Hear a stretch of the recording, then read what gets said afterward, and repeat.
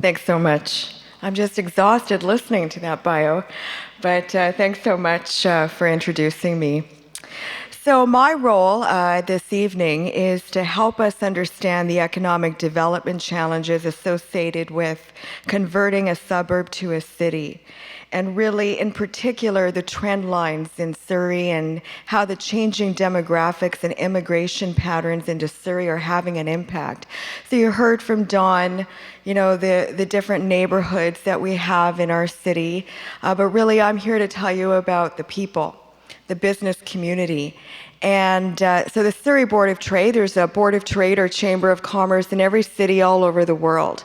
And we've been in Surrey since 1918, meant to bring business to the city and keep business in the city and support them in whatever way we can, whether that's through business development, trade development, business connections, cost-saving benefits, connections, you name it, we do it.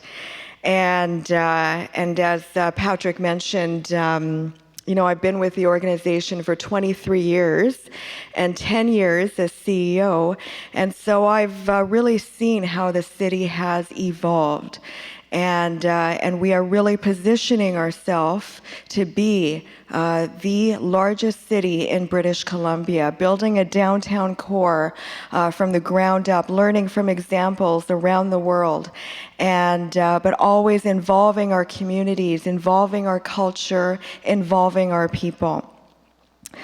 So, in terms of economic development challenges associated with converting a suburb to a city, cities are places where both problems emerge and solutions are found.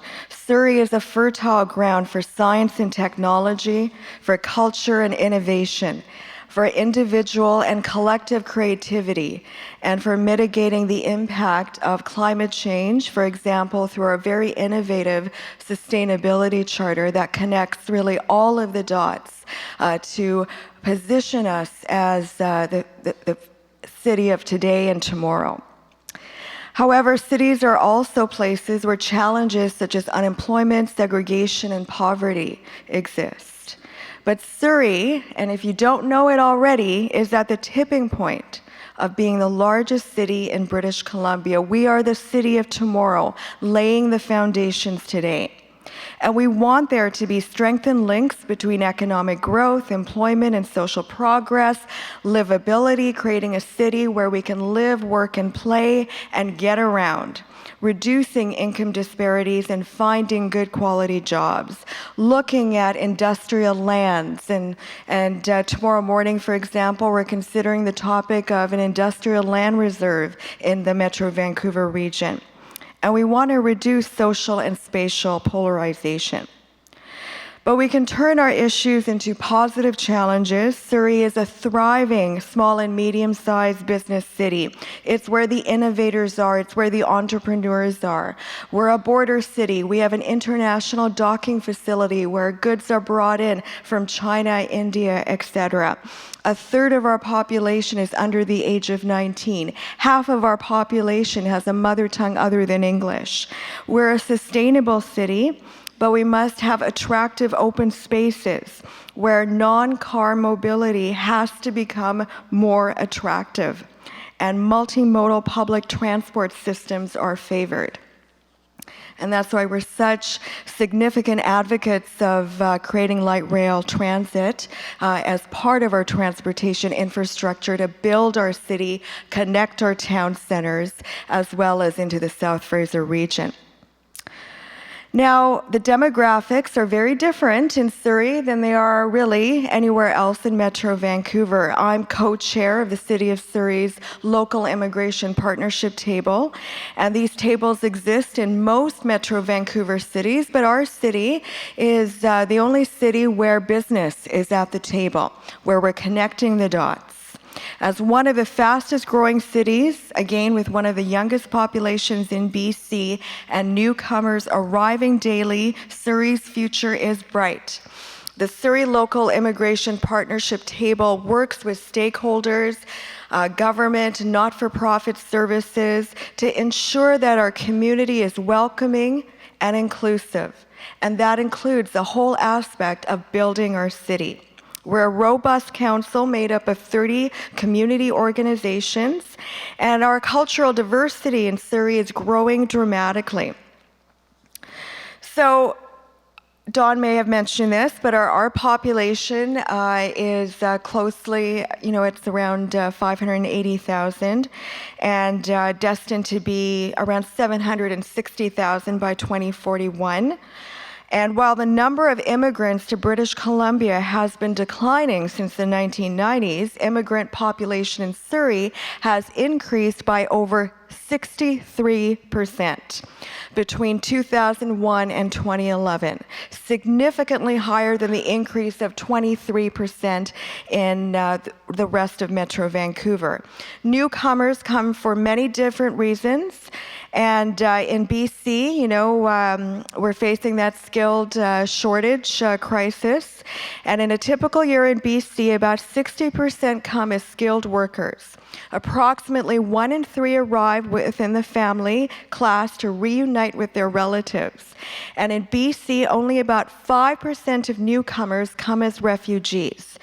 Currently, Surrey receives 26% more refugees than any other BC municipality. And so that is why when we build our cities, we must build our cities and keeping in mind our people and the backgrounds that they come from. And really, we're looking at achieving enhanced engagement of a diversity of cultures, broad-based partnerships to determine needs for today and tomorrow to build our city, and community and newcomer needs in terms of what services are needed, what infrastructure is needed. And really, we want to improve the coordination of services at the community level and enhanced accessibility and uptake. And in Surrey, many employers, as I mentioned, are small and medium-sized businesses. Employers agree that immigrants have good work ethic. According to the province of BC's labor market outlook, Surrey will likely have more than 8,000 unfilled positions between now and 2022. And so that is why we are so active in bringing good quality jobs to our city, but at the same time working with our university institutes to make sure that the training and the curriculum and tying everything to industry needs is there. And in Surrey, a significant proportion of employers engage in industrial and transportation sectors, which are not an easy fit for immigrants who have qualified under a point system that places a high value on educational attainment.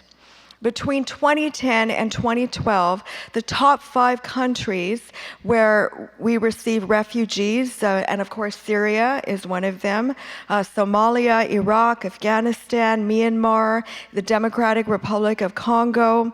The big picture is, why do immigrants matter to Surrey? Why do immigrants matter to building our city? Well, within approximately 5 years, newcomers will account for half of Surrey's population. 30% of Metro Vancouver's population growth is in Surrey, and 50% of immigrants to Surrey are 24 years old or younger on arrival.